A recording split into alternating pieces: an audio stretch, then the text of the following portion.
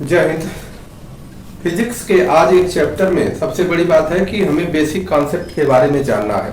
Physics का basic concept, बहुत सारी चीज़ों को हम बहुत सारे चैप्टर को इस प्रकार से अध्ययन कर लेते हैं और अध्ययन करने के बाद भी अगर हमारा बेसिक कॉन्सेप्ट मतलब उसके बहुत छोटी छोटी बातों को अगर हम स्पष्ट नहीं करते हैं या क्लियर नहीं रखते हैं तो हम बहुत पढ़ने के बाद भी कंफ्यूज रहते हैं।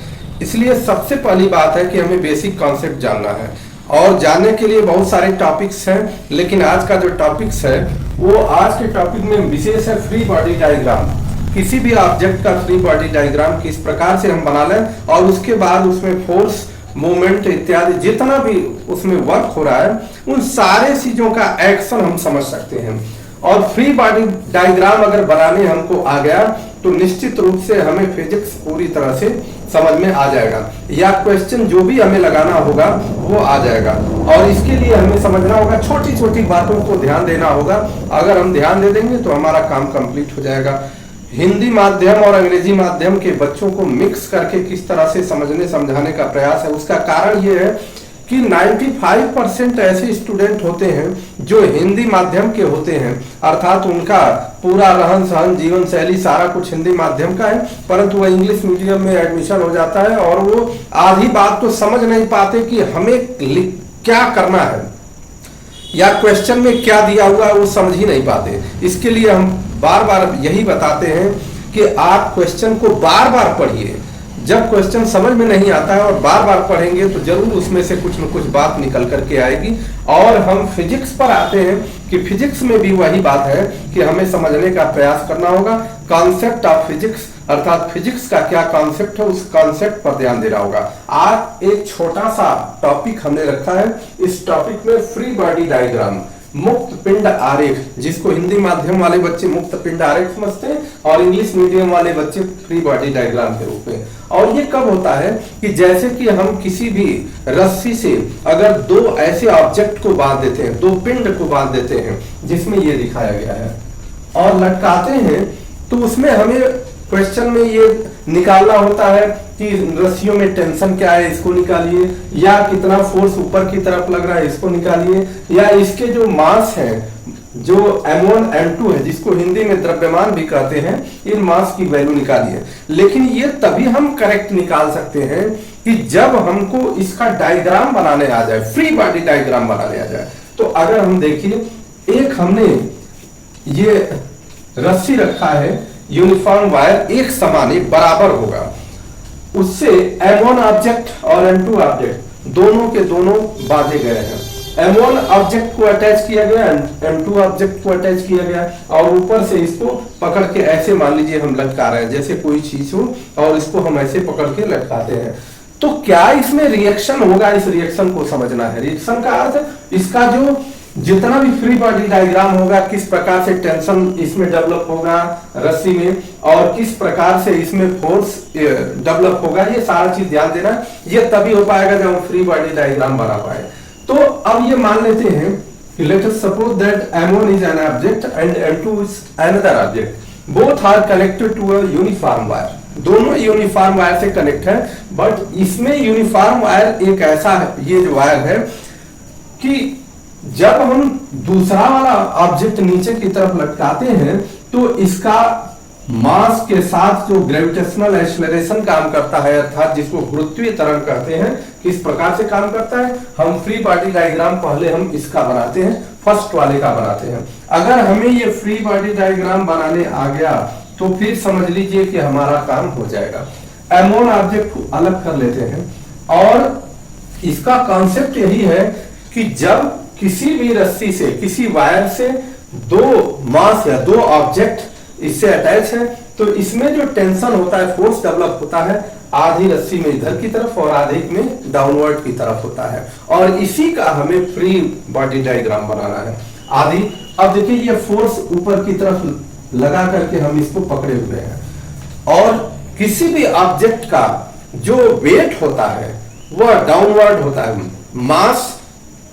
मास एक्सेलरेशन से मल्टीप्लाई होकर, ग्रेविटेशनल एक्सेलरेशन से मल्टीप्लाई होकर के जो इसका वेट बनता है वह वेट डाउनवर्ड नीचे की तरफ ही काम करता है। ये हमारा सबसे पहला ये डायग्राम हुआ।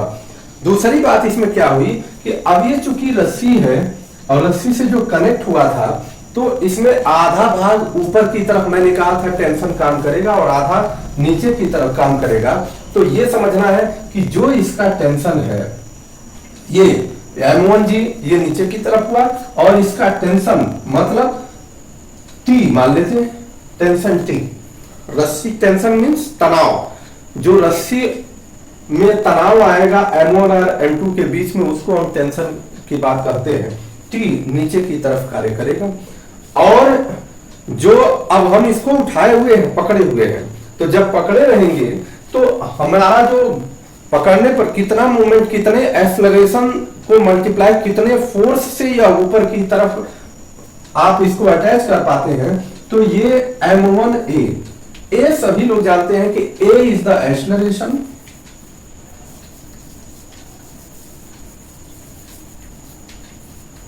and G is the gravitational acceleration, gravitational acceleration,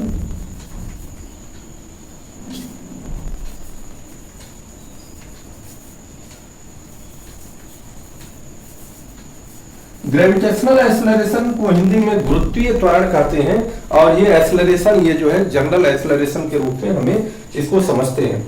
अब ये हो गया फ्री बॉडी डायग्राम आधे पोर्शन का इसके ऊपर की तरफ और फिर फ्री बॉडी डायग्राम और आधे पोर्शन का नीचे की तरफ हम अलग से करेंगे।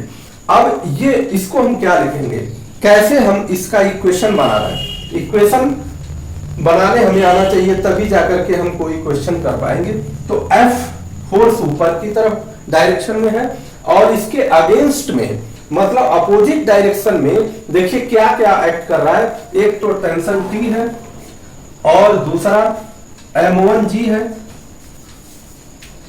F ऊपर की तरफ अपवर्ड डायरेक्शन में, T टेंशन नीचे की तरफ डाउनवर्ड डायरेक्शन में, M1G नीचे की तरफ डाउनवर्ड डायरेक्शन में और ये that is equal to M1A। अब इन दोनों को माइनस करने के बाद जो बचेगा उसी फोर्स से यह मेंटेन होगा और ये हो गया M1A। A is the acceleration, M1 is the mass and multiply both to each other, then we have this is force। ये हो गया फ्री बॉडी डायग्राम। फिर से हम लिख देते हैं F minus T minus M1G is equal to M1A। ये हो गया इक्वेशन नंबर फर्स्ट, ये पहले का फ्री बॉडी डायग्राम हो गया। अगर इतना लिखने आता है तो फिर समझिए हमारा न्यूटन्स लॉ इत्यादि जितने भी हम आगे पढ़ेंगे वो सारी चीजों को क्लियर कर पाएंगे और न्यूमेरिकल हम लगा पाएंगे। अब दूसरी बात आती है free body diagram of second object M2। देखिए फ्री बॉडी, अब हमने देखा कि फ्री बॉडी डायग्राम हमने बना दिया M1 का। अब इसके बाद ये जो यूनिफॉर्म वायर है इसका वेट mg है अर्थात इसका मास m है। अगर इसका मासलेस होता तो फिर हम इसको दूसरे ढंग से सॉल्व करते हैं, लेकिन अगर इसका मास m दिया हुआ है कि ये जो वायर कनेक्ट किया गया है इसका मास m है, तो इसके आधे पोर्शन में, हाफ पोर्शन में ऊपर की तरफ अलग जो है कि इक्वेशन बनेगा और हाफ पोर्शन में नीचे की तरफ अलग इक्वेशन बनेगा। तो इसके लिए फ्री बॉडी डायग्राम आपको बनाने आना चाहिए। तो हाफ पोर्शन इसके लिए, half portion upper half portion, upper half portion, ऊपर वाले हाफ पोर्शन का क्या इसमें टेंशन डेवलप होगा, कितना इसका वेट डेवलप होगा, ये समझने की आवश्यकता है। जो अपर हाफ पोर्शन होगा, जितना टेंशन आपने इसमें देखा नीचे की तरफ लग रहा था पहले वाले में, उतना टेंशन ही इसमें ऊपर की तरफ अपर हाफ वाले में लगेगा। लेकिन अगर इसका मास, रस्सी का मास m है, तो इसका हाफ, चूंकि आधी रस्सी हमने लिया है, तो इसका हाफ मास ग्रेविटेशनल एक्सेलरेशन के रूप में M2G नीचे की तरफ काम करेगा। आधे का ही, पूरे का ये रस्सी का मास m है तो आधे भाग का जो वेट होगा वो नीचे की तरफ काम करेगा। पूरे का वेट नीचे की तरफ mg काम करता, लेकिन इसका आधा भाग रस्सी का लिया गया है।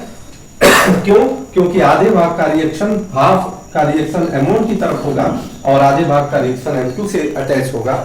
तो इसलिए हमने T और M/2G, आधा हाफ मास हो गया M/2G। लेकिन इनके बीच में जो अपर हाफ पार्ट है और लोअर हाफ पार्ट है, इनके बीच में एक टेंशन काम करेगा रस्सी का, उसको हम टी डैश के रूप में, और वो नीचे की तरफ डाउनवर्ड डायरेक्शन में काम करेगा, वो टी डैश कहा जाएगा। और उसके बाद रस्सी का जो रिएक्शन होगा, जितना इसका मास होगा m/2 और एक्सेलरेशन से अगर मल्टीप्लाई कर दें तो इतना फोर्स इसमें मॉडिफाई होकर के इतना फोर्स बचेगा। अब इसका इक्वेशन अगर लिखना है तो t minus T dash minus m/2g is equal to m/2a। ये लिखने आना चाहिए, लिखने नहीं आएगा तो फिर आप नहीं कर पाएंगे। t नीचे की तरफ जितना अपवर्ड डायरेक्शन में है उतना माइनस नीचे की तरफ, जो भी फोर्स नीचे की तरफ काम कर रहा है वो नीचे की तरफ वाला वो ऊपर वाले टेंशन से माइनस करेंगे, जो बचेगा उसी फोर्स से यह रस्सी उस पर स्टेबल रहेगी। अर्थात उस रस्सी पर, इस यूनिफॉर्म वायर पर, आधा वायर पर इतना फोर्स ये काम करेगा। ये तो आपका हो गया अपर वाले आधे पार्ट का भाग। अब लोअर पार्ट की बात करें कि लोअर पार्ट में जो इस रस्सी के आधे भाग का तो हमने निकाल दिया, और फिर आधा भाग बचा, इस पर कितना फोर्स लगेगा इसको हमें समझना है। इस रस्सी में जो टेंशन क्रिएट होगा वो टी ऊपर की तरफ होगा, क्योंकि अपोजिट इक्वल टेंशन होगा इसमें।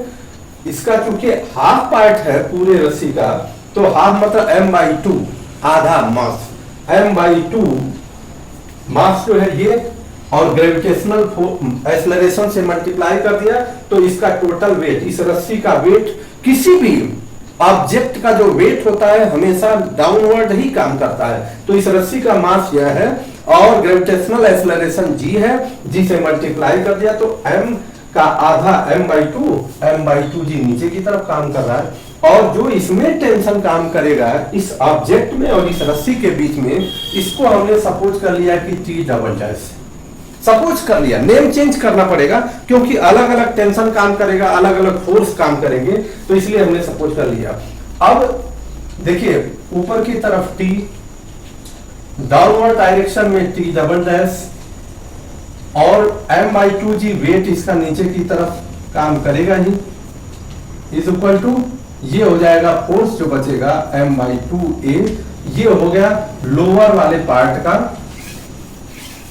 रस्सी के आधे लोअर वाले पार्ट का फ्री बॉडी डायग्राम। और उसके बाद हम सबसे जो दूसरा ऑब्जेक्ट इसमें जुड़ा हुआ है उसके बारे में हम सोचेंगे कि इस दूसरे ऑब्जेक्ट का क्या फ्री बॉडी डायग्राम होगा। अगर ये फ्री बॉडी डायग्राम बनाने आ गया तो हमें टेंशन भी निकालने आ जाएगा, फोर्स भी निकालने आ जाएगा, जितना भी जहां जहां है सब कुछ निकालने आ जाएगा। अब जो लोअर पार्ट, ये ऑब्जेक्ट M2 के लिए हम बात करें, ऑब्जेक्ट M2 के लिए जब बात करेंगे तो M2 का फ्री बॉडी डायग्राम बनाना सीख लें।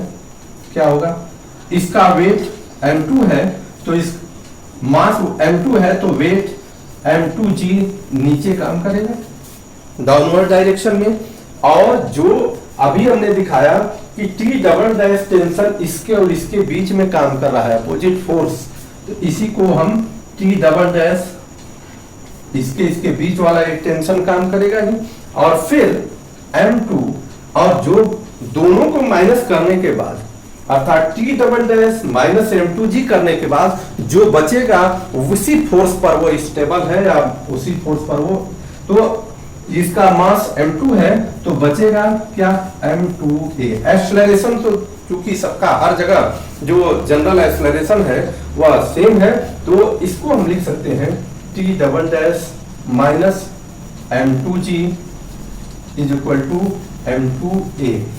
ये हो गया फ्री बॉडी डायग्राम। इसका फ्री बॉडी डायग्राम का मतलब ये इस ऑब्जेक्ट का, अगर कोई object, when two object attached by a uniform string then we have to find out force, acceleration, mass also etcetera.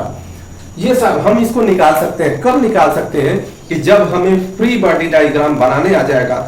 अगर कॉन्सेप्ट को मजबूत करना है तो आपको फ्री बॉडी डायग्राम बनाना होगा, नहीं तो फिजिक्स रटने से काम नहीं चलेगा। फिजिक्स तो केवल और केवल कॉन्सेप्ट पर डिपेंड होता है, और अगर आपको मैथमेटिक्स और फिजिक्स आ गया तो सब कुछ आएगा। और आप सभी लोग इसको अच्छे से समझने का, बार बार देखने का प्रयास करिए, और जो ना समझ में आए उसके लिए हमें इस नंबर पर सूचित करिए। जय हिंद।